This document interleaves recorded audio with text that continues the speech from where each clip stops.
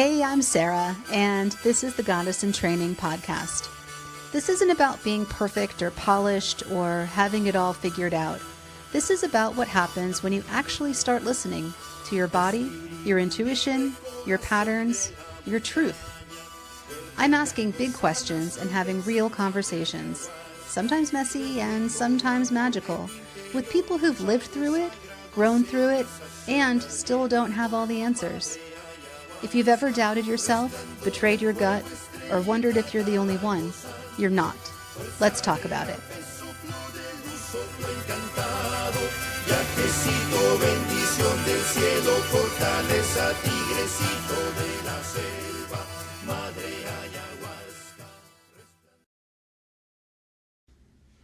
Hi, everyone, and welcome back to Goddess in Training. I'm your host, Sarah, and today's conversation is especially close to my heart. A few years ago, I was walked out of a job I'd been at for 14 years, my first job out of college, where I'd poured so much of myself into climbing the ladder. It was a painful, disorienting, and humbling moment. And in the midst of that shame and confusion, one of the first people I connected with was Beth Solomon. Beth is a writer, traveler, and former journalist who has faced professional transitions with courage, humor, and unshakable honesty. She's the author of From Fired to Fabulous, a memoir and guidebook that turns what many of us consider a failure, getting fired, into a doorway to reinvention. In this episode, Beth and I talk about the emotional roller coaster of losing a job, the fear that comes with starting over, and how to reclaim your story on your own terms. We also dive into her latest adventure, sailing the world with her new husband. This is following an epic pandemic-era van journey that changed the course of her life.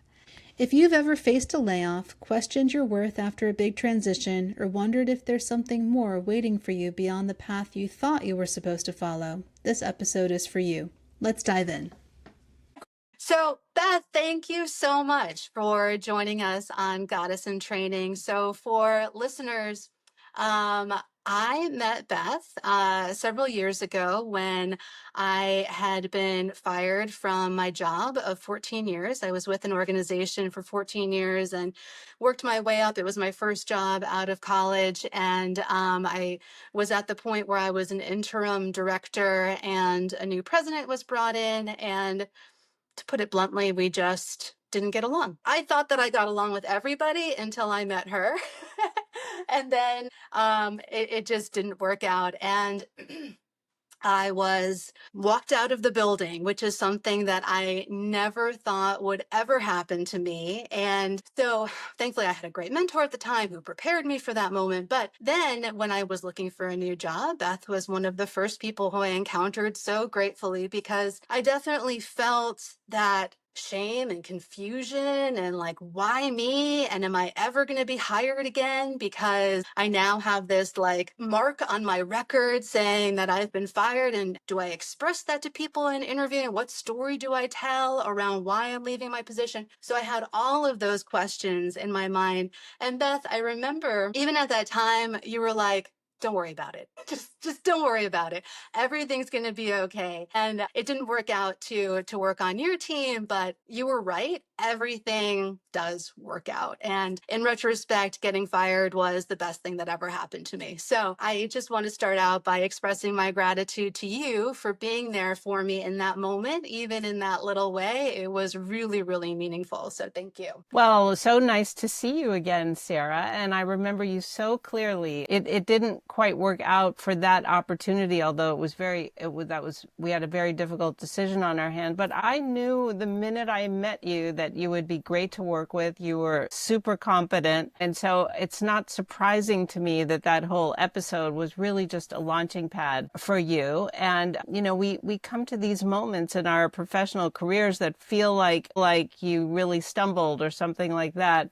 But actually, that's not what it is. It's like you stubbed your toe, but it hurts a little bit. But this comes with the territory of being in the workplace, and it often can be a catalyst, as it was in your situation, and certainly as it happened in my life many times. It's a catalyst to a better opportunity. It's really a matter of kind of getting your head together when it happens to you, because it inevitably, when you're terminated, laid off, fired, even didn't get the promotion, it can just feel like the worst day of your professional life. And then you kind of pile on the self punishment sometimes. What did I do wrong? I shouldn't have done that. What did I say to him that made him, turn against me? And, we really know how to torture ourselves really well. So my view is that you kind of want to have a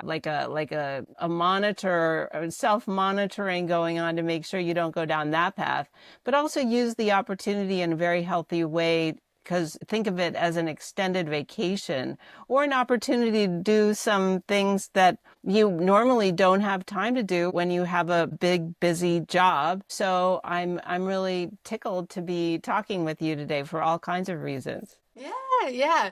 Well, so let's start at the beginning. What made you write the book From Fired to Fabulous? Well, yes, I really realized that I had been fired more times than anyone I knew. I mean, I was once confronted by it in a job interview where I was before a board of directors. And by the way, I ended up getting that job. But this guy was pretty tough, and he said, "Well, I've calculated, and the average length of your employment is 2 years at any one job." And I said, "Well, that's true. I mean, it is true." And I just realized that I had been fired more than anybody I knew, I mean, at some point. And I thought of that as like something I was embarrassed about. Certainly at the times it happened, it was embarrassing and humiliating and frustrating and painful. But then I realized, wow, I've been fired many, many times, but I've been hired many times. And I had also been a headhunter for a while, like an executive search professional. I did that for over 4 years. So I really knew quite a bit about the search process. And so I wanted to turn that kind of checkered past into something useful for people, and to really make a guide to what to do when this happens to you. And of course, the personal stories, my embarrassing stories, I mean, that I wanted it to be interesting and fun and even funny. So I threw my own, tales of humiliation right in there, kind of to keep the readers going, but also to just humanize it. Like, look, it's not that embarrassing. It is at the time, but it happens to everybody. And then, it's sort of like war stories. Like you can tell them later and even laugh about them. And just, once they're in the past, it's kind of like breakups. Like you say, oh, my heart is broken. I can't believe I was dumped. And then you look back on it a year or two or later and say, whoa, I dodged a bullet there. Thank you. Yes, that has happened to me as well. But I'm so happy that you are sharing these stories, because I really believe that stories are what speaks to people's hearts. And, of course, it adds the levity and keeps the message interesting. But that vulnerability, I think, is so important, and something that we don't always allow for ourselves. We don't allow those uncomfortable moments to be shared in our lives with other people. And that is something that I am heavily leaning into with Goddess in Training. And I found it personally to be so freeing. As you were writing the book, what kind of process did you go through in writing those stories down? And did you find it to be healing to put it down on paper and then share it with the world? Those are great questions. Well, as a writer, the highest goal, and when you're writing about yourself and your own life, the ultimate goal is to really tell the truth, like to really get, even see through your own defense mechanisms and how you would have liked it to have been. So when writing, memoir, and I'm actually writing on another book, and I was reading about a writer recently, and she said this, because sometimes when we're looking at our own lives, it's one thing to present something that happened in a certain way to probably, make it not quite so utterly embarrassing and painful, not to show your stupid side or your your real weaknesses or the things that you're ashamed of. But that is the goal of a writer. I mean, I think a good writer writing about oneself. But I did find those passages where I was telling, things that actually happened to me. Those were the easiest parts of the book to write because you can kind of look at yourself with a sense of humor and you're painting the scene and just to remember, what were people doing in the room at the time, the sound of the air conditioning coming on or the coffee gurgling in the background. And so I really enjoyed those things. It was a little harder for me just because it's more kind of cut and dried to say, okay, here's the list of the things you should do. I had an editor and she would say, well, Beth, you need to say more about business cards. You need to say more about Indeed.com. And then some of that was just like, I was just really doing it to make it a better practical guide. But the really fun part was telling my own personal stories and having fun writing them. There's a passage in the book where I recount an interview I had with a pretty famous Hollywood producer. And it was like 20 years later, I was writing that scene. But I had so much fun with it because then your real creativity comes out to try to help the reader be right in that room when her face exploded into anger. Anyway, Oh gosh. yeah, it was. So it was a therapeutic. I originally thought the book when I was in a real career transition. I mean, I think I had been kind of stuck in transition, if you will, or wanting a transition for a few years. And my concept of the book, since I had this like golden box of secrets because I had been fired so many times. I had a real kind of business idea that I would write this book, that it would launch me into I would be kind of the Oprah Winfrey of like what to do when you're fired sort of programming. And I even started an LLC I think I called it Fabulous Brands or something like that. But the idea was I would create a whole business out of it. I really didn't want to be a coach myself, although I started coaching eventually. And actually that turned into be kind of a nice business. It was just that, so the long story long, the book was sort of a vehicle to put my thoughts in one place on this topic. And then I thought I would be not only coaching, but perhaps gathering a community of coaches so that if you were in this place of needing to figure out this transition and how to land your next job, that you would come to this, fabulous sort of website and access all those resources. As it turned out, my life took a completely different direction. Now the pandemic happened, right? So everyone was in a bit of a swirl and I ended up being on the road. I was taking a camper van trip and I ended up meeting my now husband, the man of my dreams, during that trip. And so my life just took a complete unexpected turn for the better, I should say. And then I wasn't interested in pursuing that business anymore. When I reached out to you, Beth, I tried to rename your book. I tried to I call it liked your From name. Fire to Fearless. Yeah. And talk a little bit about the role that fear played in your life during these transitions and whether it has evolved and where you are now in your relationship with fear. Well, fear is a very interesting emotion. It's a very interesting feeling. And I loved your new title for my book, From Fire to Fearless, because getting fired over time does make you fearless in the sense of, you just realize you can walk through fire and you're going to be okay. Fear is kind of a resistance to the expected or the unknown. It's obviously it's something we generate ourselves. And it's, fear is necessary. I mean, you need fear to know not to put your hand in a fire, or, you need to know your limits. Oh, I don't want to drive at 100 miles an hour on a country road, because fear is very useful.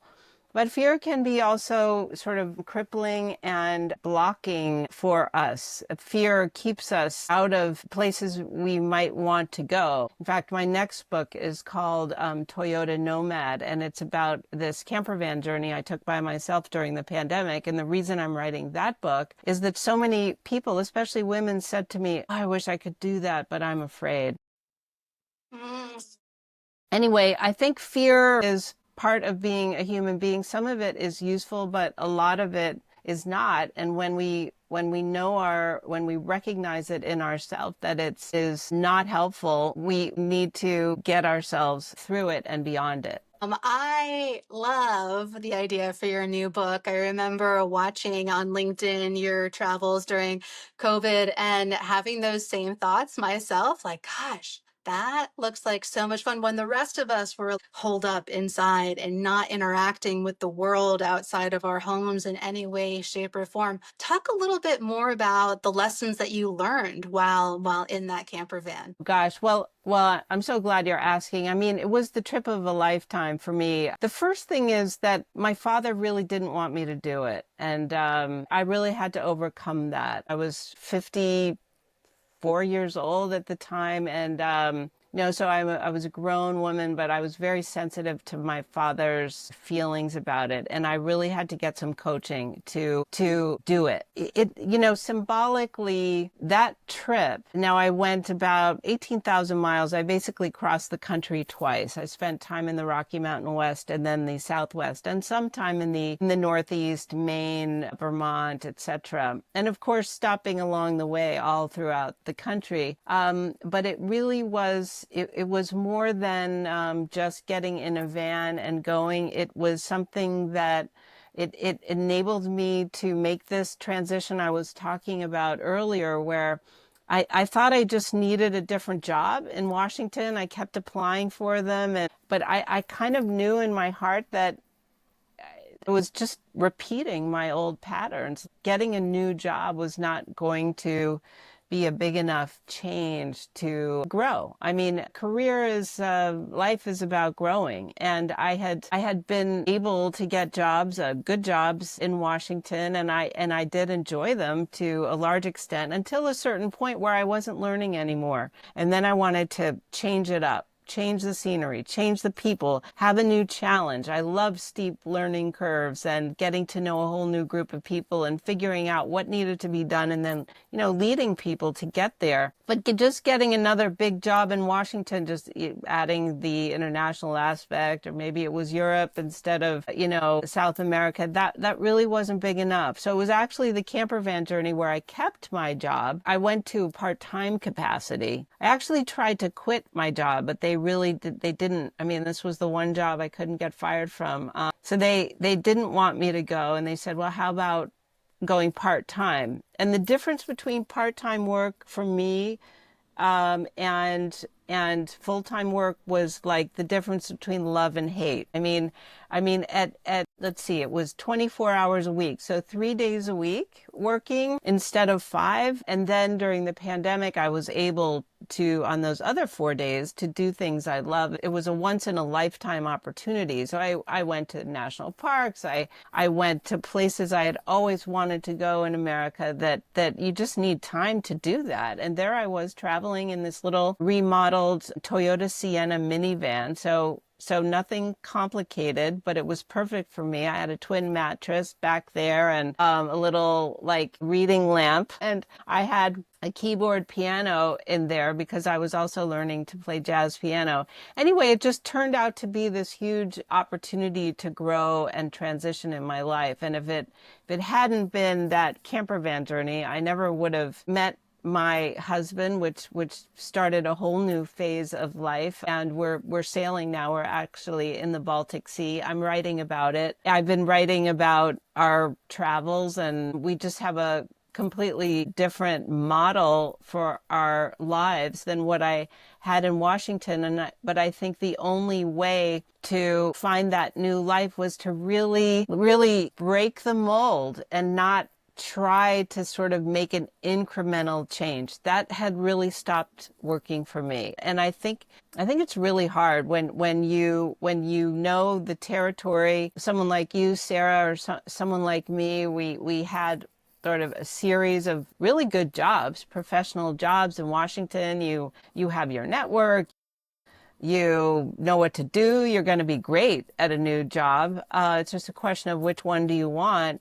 But sometimes that's not enough of a change. And I wrote From Fire to Fabulous thinking that would be the whole new direction for me. It didn't end up happening that way. That was kind of part of my journey of change. But since we don't have crystal balls and there's nobody up above saying, oh, just do this and this and this, and you're going to get from X to Y to Z, you have to try things, and you have to try things and see what works. And I think that can be really tough to do, which is really one reason I'm really glad to be talking with you, and that you're encouraging people to think this way and try things, and you're a great example. I'm really excited because I really believe in what I'm seeing in myself is the more that I lean into listening to my intuition and letting go of the shoulds. And you're right, like being here in Washington, it's like we have this path that we should be on, and that you're supposed to work for big organizations and build your network. And I just kind of step back and like, I don't want to. That's not what I want to do. And I see the value in all of those stepping stones during my career. And now I can go back and talk again in a different context with all of these people that I did meet in that professional setting. But it's the intuition. And I'm curious, while you were traveling during COVID, did you have a plan, or were you going with the wind and listening to your intuition and modifying the plan based off what have felt right at the time? More what felt right. I had some goals. I wanted to spend some time in Montana. I wanted to get to Idaho. I really wanted to go to Grand Teton National Park at some point. But those were the kinds of goals I had. And of course, I was working 3 days a week. So 3 days a week, I would kind of sit tight in one place and work in internet cafes. And so I would sort of plan as I go and sort of what makes sense. I realized I didn't like to drive more than 3 or 4 hours a day. I really like to have time to walk and kind of experience wherever I was. But and then it was important, Sarah, to like stop. I was driving and I saw, oh, I'm right at the Teddy Roosevelt National Park or Wildlife Refuge there. Oh, well, I want to see that. So let's take a few hours and go in there. In Glacier National Park, I happened to be there on the day it was like no cars in the park. That happens once a year. And I was able to rent the last bicycle at the park entrance. And it was one of the best experiences of my life to ride my bike. It was about a 70-mile trip. Round trip that day, which I had never done before, but it was one of the best experiences of my life, and it was totally serendipitous. I mean, and I think the best travel, and travel is such a good way to inspire yourself and see new things. And for me, it kind of like lights up the lights on my tree, if you will, just all the stimulation of it. It's also a great element, I think, when you're trying to make a transition. So it was definitely the whole trip, and the trip never would have happened if I hadn't listened to my heart and really overcome a lot of doubt. And at the beginning, I was thinking, am I crazy? Is this crazy? Maybe my father was right. I should never have done this. But of course I should have done it. There are always sort of 1,000 reasons not to do something and one big reason to do it. And I think if you feel that, and I'm sure Sarah, that, so much of kind of finding your path is listening to that inner voice, those inner voices. And it's so easy for them to get drowned out because your boss needs something, your kids need something, you've got to get to the grocery store. So having the time and the quiet to listen to what is your heart telling you? What do I want to do? What are the green lights for me? It's actually not that easy to do, and it really requires I think, practice and dedication. Yeah, definitely. That has definitely been my experience. And we're now in a time when, especially in Washington, a lot of people are finding themselves with extra time to be with themselves and think about what's next, since so many people were laid off of the federal government. And then also people like me who worked for nonprofit organizations where federal funding was cut. And we at Freedom House went from over 300 employees down to, I think, around 50 right now. And so many people are sitting in that moment right now, and it's hard to find a job. I'm talking a little bit here and there with recruiters and organizations that normally would get maybe 50 applications are just flooded with hundreds and hundreds of applications of people who are thinking outside the box and thinking about transferable skills to something like fundraising when they weren't necessarily a fundraiser before, which I think is great, but it's a really tough time. What kind of advice do you have for all of the people who are sitting right now with the emotion of the state of the world, the personally, I mean, even though so many people were laid off, there's still got to be an element of like, why me, and detaching from, the bigger picture of what's going on. How do you advise people now who are in that place? Well, this is a unique situation, or a very unusual one, where one woman wrote to me on LinkedIn and saying, "I really appreciated your book. Thank you. And I'm going to keep it by my side because I'm a confident person, but I keep kind of going back into that, toxic stew of why, and also just worrying. I mean, it's very stressful to be unemployed. I find it one of the most stressful situations to be in. I do think this moment requires really thinking out of the box, because those of us in Washington who, for no fault of our own, because I mean, I won't get started on how stupid and self-destructive all of that was. It was sort of, I mean, it was sort of just like dropping bombs on people who didn't deserve it at all. Not to mention tearing up the fabric of our democracy. I mean, it's just, when I hear a leader say, "Oh, no, I don't want wars. I don't want destruction of people." Well, that's exactly what was done Yeah. in the federal government to people who were very dedicated to their jobs and just doing what they were asked to do. So there's no excuse for it. It was an unprovoked attack, and okay, we're not talking about people actually getting killed, although they are in other parts of the world because of some of this. But I mean, it's really put a dagger in the heart of a lot of people's careers. Putting that aside for a second, for those in this situation, it's just extra hard, because one woman said to me, well, my whole network was knocked out also. Yeah. So the old, what should you do when you get fired? Well, part of it is networking, but if your entire network got knocked out, then strategy needs an adjustment. I would say that this moment requires a really thinking out of the box. And I think what you're doing, Sarah, with this podcast and so forth, is exactly the kind of thing that people need to think about doing. When I say think outside the box, it's not only stimulating your own creativity and doing things that help you get to that place of sort of taking your own temperature, listening to your inner voices by doing things that are of interest to you and fulfill you, and bring you into contact and conversations with people you're interested in, and people who will help you down that path, even just through a conversation that you might not have had otherwise. I really do think that getting jobs, when you're looking for a job in any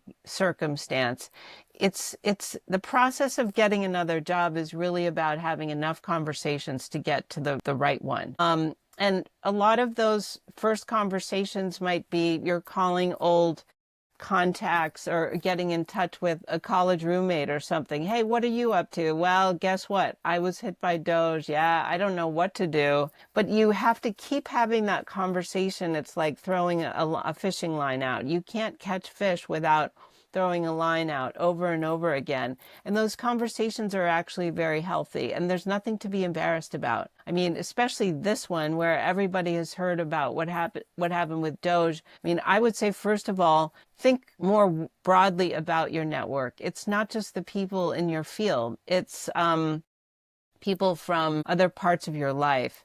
And then I think, frankly, the economy has changed so much with more opportunities because of the internet, even starting a small business, doing something you realize that you love, and it might not be like the ultimate answer, but let's say you really like dogs, dog walking, I mean, dog sitting, things to sort of bring in a little bit of money while you wait for the big picture to sort of sort itself out.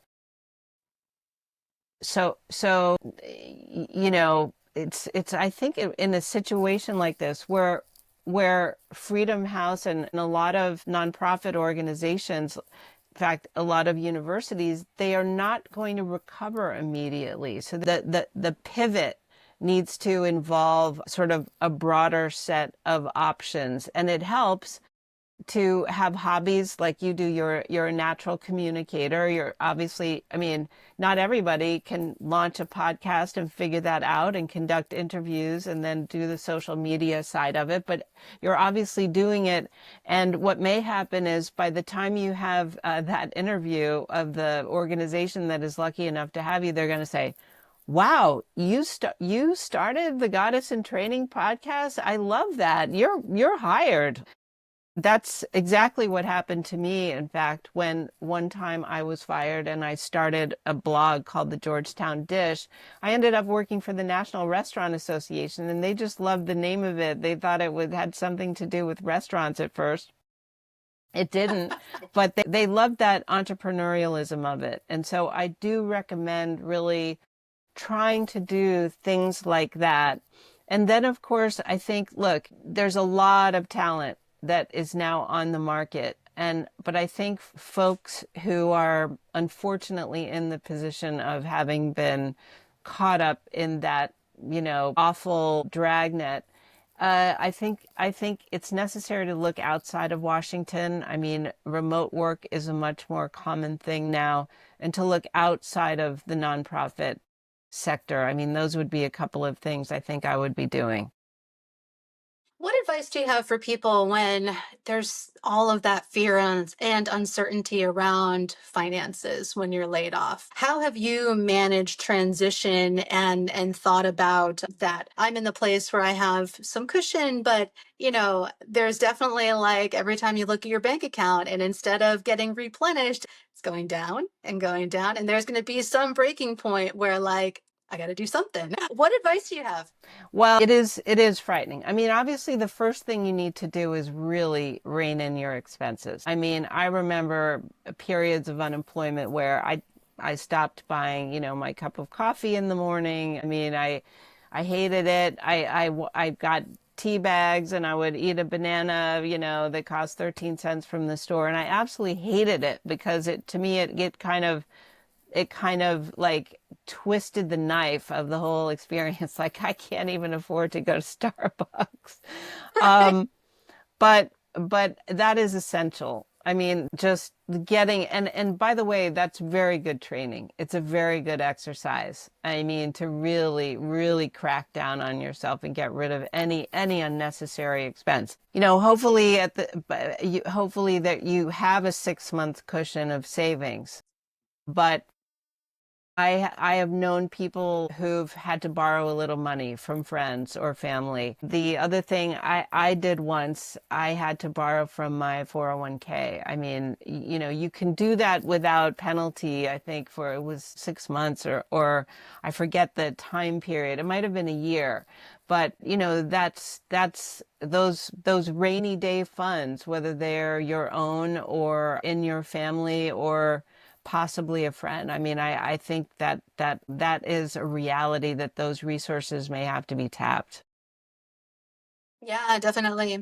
As I've been leaning into this world of intuition and manifestation is a thing that a lot of people are talking about. It seems like from the outside looking in, you, by traveling this path and being open to possibility, you're now in this place where you just got married and you're about to embark traveling on a sailboat. It's this like beautiful, abundant life. What are your feelings about our thoughts turning into reality? Well, that's a great question. And, they say that you kind of have to manifest your positivity, what's inside you into reality. I mean, you have to experiment. I mean, I didn't see this coming. If you had said to me when I was in Washington, in fact, a psychic in 2016 I spoke with, I would speak with her sort of once a year. She was saying, well, she was telling me to get out of a relationship I was in, like that's not going to work out, Beth. She said, I think you're going to meet someone, she said, in California or Florida. You're going to meet someone in California or Florida. I see this for you. And I thought to myself, that'll never happen. I don't get to California and I won't be hanging out in Florida. But sure enough, 5 years later, there I was walking onto a tennis court and I saw this handsome, beautiful man on the next tennis court. And I asked him, he was speaking German to his sparring partner. And I asked the woman I was playing with who spoke German if she would strike up a conversation. She looked over and she said, yeah. And so she introduced us and the rest is history. But I would never have been in Naples, Florida if I hadn't had the guts to take that camper van trip, which was I was just full of self-doubt about that. And I also honestly I felt guilty a bit strange about leaving in the pandemic when, so many people were suffering. And I even had a little bit of a hang up writing about it because of that. Like, oh boy, everyone else was suffering and there I was, driving around the country and really having the experience of a lifetime. And my coach of mine who helped me take the trip in the first place said, no, no, no, Beth, don't think of it that way. It takes courage to find joy. And think about that statement. It takes courage to find joy in life. And sometimes when other people are zigging, you have to zag. And you have to have the courage to listen to your inner voice. And there will always be those self-critical voices that say, no, you can't do that. No, that's not a good idea. No, that'll never make money. You're better off working for a nonprofit. I had those things said to me. And so they get sort of way down in there. And so when your heart says, I really want to do this, or I really want to take a risk and do that, you get this wave of second guessing yourself, which is those old voices that I think come from childhood, that, or at least in my case, that did. It's sort of where you were first told, no, no, no, you can't do that. You won't be able to do that. So as adults, we have to be able to like tune the receiver and like see those red like lights saying, oh yeah, that's my self-critical, self-doubting voice. I can't let myself listen to that. And I think anybody who's in a job search is also gonna hear those voices all the time. They're the same voices that say, you knew you were on the wrong side of that person and you didn't fix it. You just decided to ignore it. See, told you so. It came back to haunt you. So anyway, as adults, I think we're constantly hearing those negative voices, and it is absolutely vital to turn down the volume on those and as the Buddhists say, to follow the green lights and to Exactly. tune in those voices that make you feel positive and let you take another step forward. And then I've always felt that the universe, we're not in control here. The universe is in control. All we can really do is put one foot in front of the other in what seems like the right direction. Be kind, be paying it forward with your community. And then things tend to fall into place. They might not fall as you expected them, or you might not have been able to see it coming. But the universe, I truly believe the universe is kind of always at work. We just don't see it, but you have to believe it and then have the guts to just put one foot in front of the other and ignore the doubters and the ankle biters. I think they're there to test us in a way that, that they can be so loud, but you do have the ability to turn it down. And I think that, what you said is so beautiful and it's so simple. It's like turning toward the things that feel good and turning away from the things that feel bad. And I think so much of the negativity and the self-doubt comes from a place where people just feel like they need permission to feel good. We're surrounded by all of this messaging that life is hard and it's supposed to be a struggle and you only learn in struggle. It's like it doesn't have to be that way. We can choose joy in every moment. And you're just such a great example of that. So tell me, you're about to embark on this journey. Where's the doubt in your head now? Are you able to completely erase it and ignore it completely?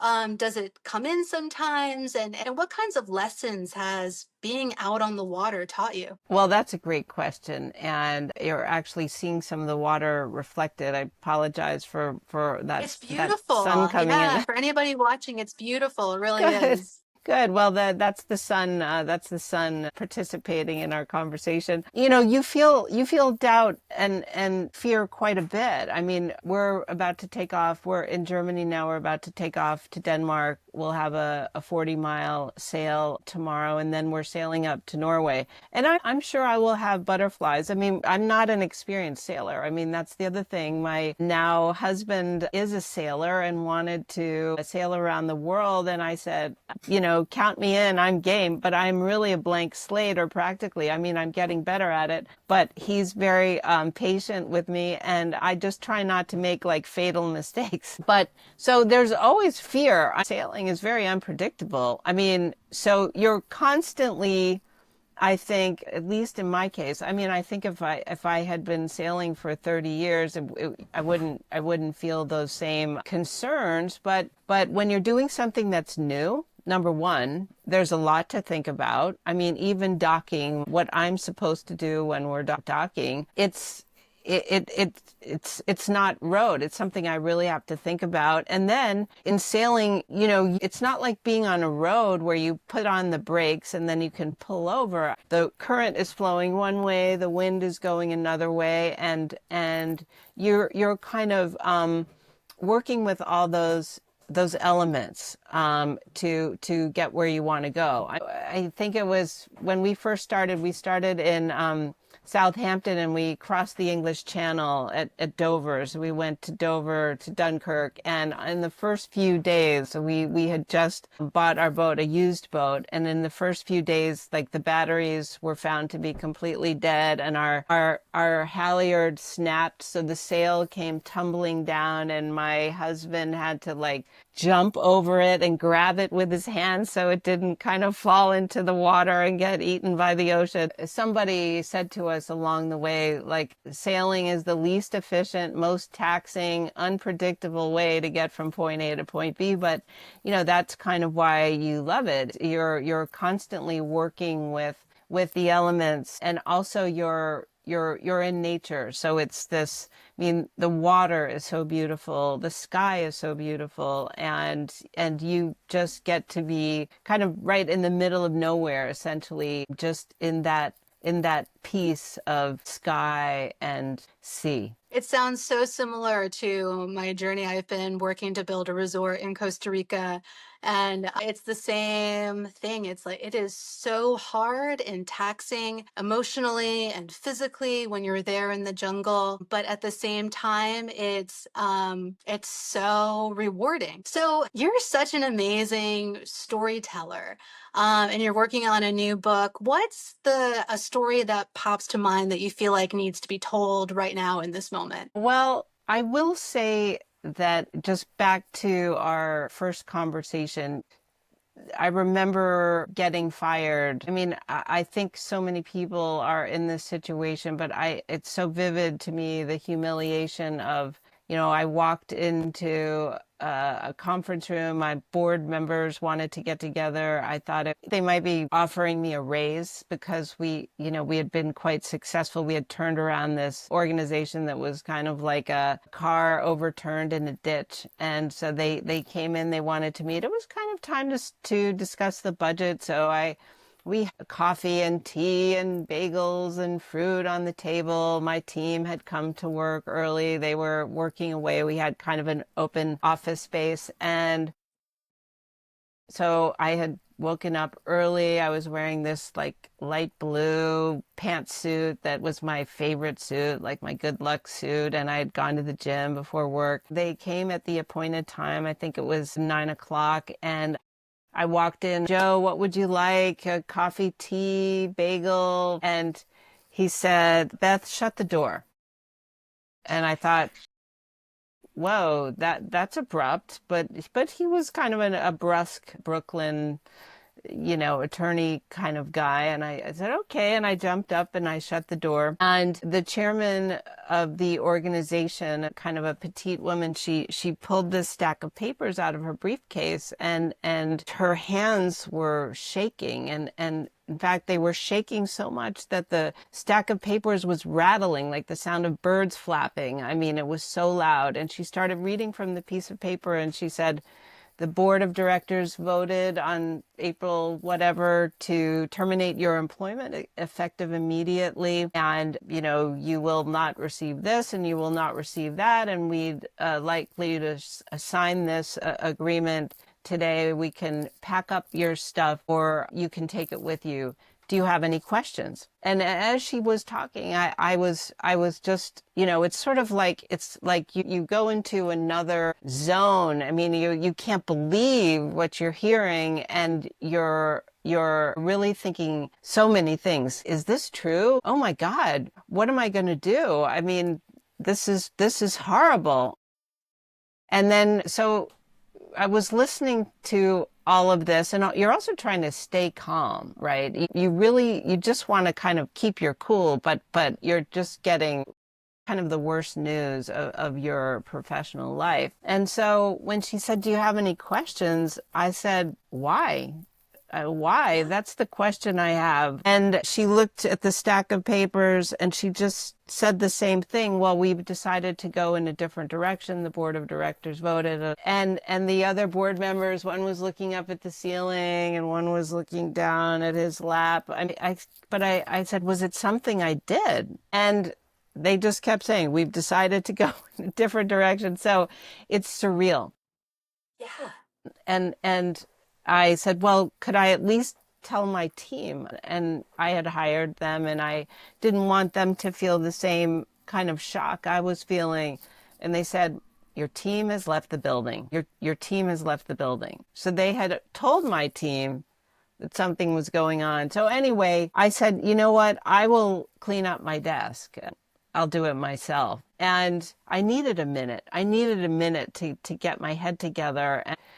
And as I cleaned my desk, I had framed photos in my laptop and headphones and a hairbrush, and I didn't have that much stuff. But I was kind of stuffing it into these reusable grocery bags. And I think by the time I had cleaned up my stuff, I thought to myself, these people are bozos. They're stupid, and I'm going to be okay.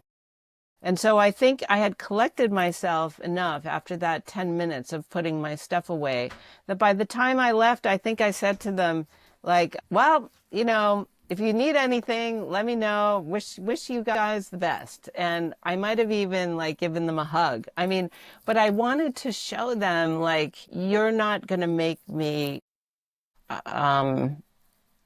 lose it. Yeah. And of course, it was the best thing that ever happened to me. I mean, they ended up paying me for 2 years when I had only worked for 18 months. And had I known that going in, that it was really kind of a turnaround gig. They needed somebody to clean it up and get it going again. And I have to say, that there was probably somebody better to be that, sort of operational day-to-day manager who keeps things running smoothly. That's just not the kind of professional I was. I'm a builder, I'm a creator, I'm I'm an entrepreneurial.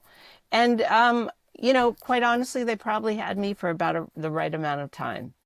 But you never see that stuff when it's happening to you. You just think this is so awful. And what a shitty way to go about it, though. I mean, come on. Especially, I know you're somebody who works with a great deal of integrity and you're such a great relationship builder that I'm sure you had great relationships with all of these people who deliver that news to you. And for them to do it in such a cold and calloused way, we live in this world where everyone's afraid of lawsuits, and they probably felt that they had to do it that way and have somebody just read it out loud. But it's like, can't we just be human? I mean, come I on. know. Well, I think you're exactly right. I think it's illegal. It's the problem of human resources law and so forth, because I really carried the weight of this around for a long time. I think more on the emotional level, like for just the reason you said, like, how did I misread them so badly? And then did they really like not like me? And then I was amazed that some of the board members, friended me on Facebook. When I first saw that, I was like, what? What? What? You ruined my life. But it wasn't that to them. And this is why, these professional bumps and bruises that we have, one friend of mine who was a coach, she said, well, Beth, these jobs are high risk and high reward. And anybody at the executive level in Washington has one of those jobs. And it happened to you, Sarah. Someone comes in, it has nothing to do with you. They just want their own people, and that's it. It's not personal, and it has nothing to do with the quality of your work, and much less the quality of the human being you are. It's just like they want their own flavor of ice cream. I mean, and to be marched out of, I mean, I know too many people who have been like marched out of the building, and that I have to say that's even worse. But it's kind of HR law, and I think, I think it's also too bad when people don't have enough kind of confidence in themselves and the people around them that they need to go to those ends to sort of like feel like they're doing it the right way. It's so, I think in most cases I've ever heard about, Sarah, it's so over the top and unnecessary and cruel. Yeah, yeah.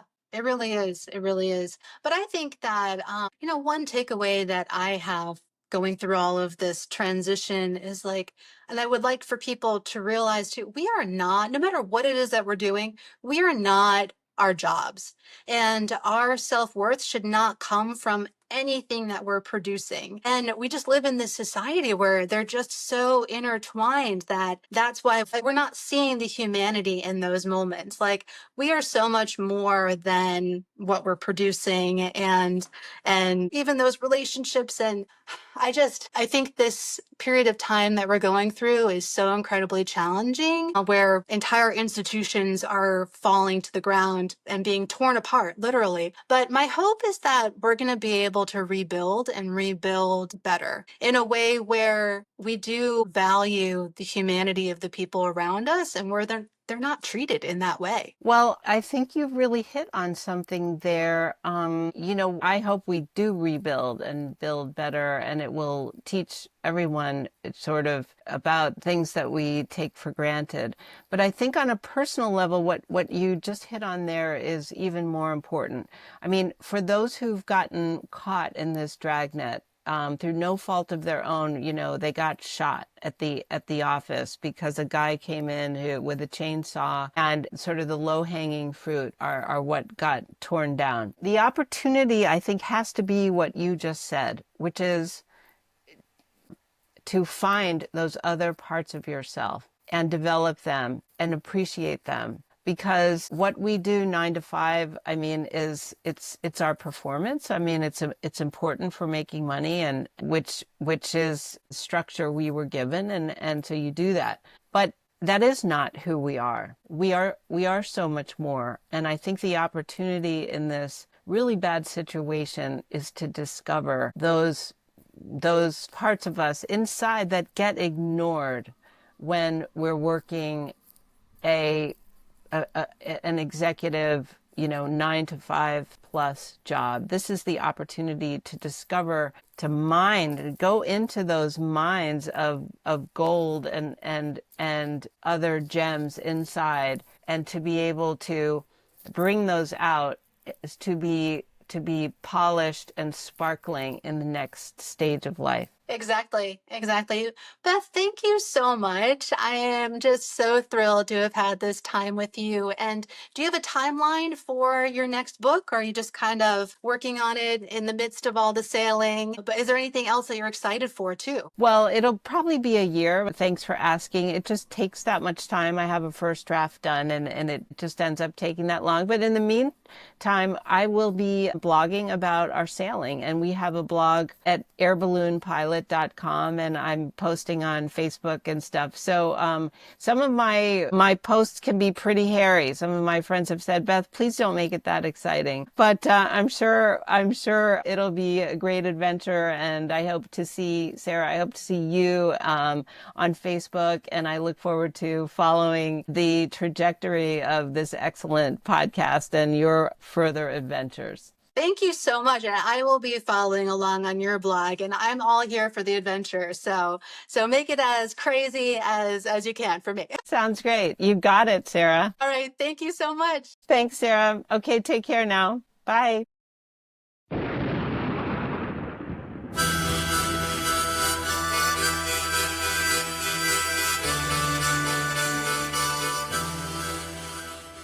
Thank you for tuning in to Goddess in Training. I hope something in this episode stirred your knowing or softened your heart. If it spoke to you, share it with someone who needs it, or leave a review or comment to help others find us. If you're watching on YouTube, please like this video and subscribe to the channel. If you want to hear more conversations like this, please consider supporting Goddess in Training on Patreon. For more tools and offerings to deepen your intuition practice, visit goddessintraining.online. You can also join the Scroll of Seshat on Substack for twice-weekly stories of how I followed my intuition. The music for Goddess in Training is Madre Ayahuasca by Arkawa, and you can find more of his music in the link to his website in the show notes. Remember, your intuition is not a mystery, it's a memory. Keep listening. Madre Ayahuasca, resplandor del fuego, estrellita, tabaco santo, fuerza de rape, soplo de luz, soplo encantado, viajecito, bendición del cielo, fortaleza, tigrecito de la selva, Madre Ayahuasca.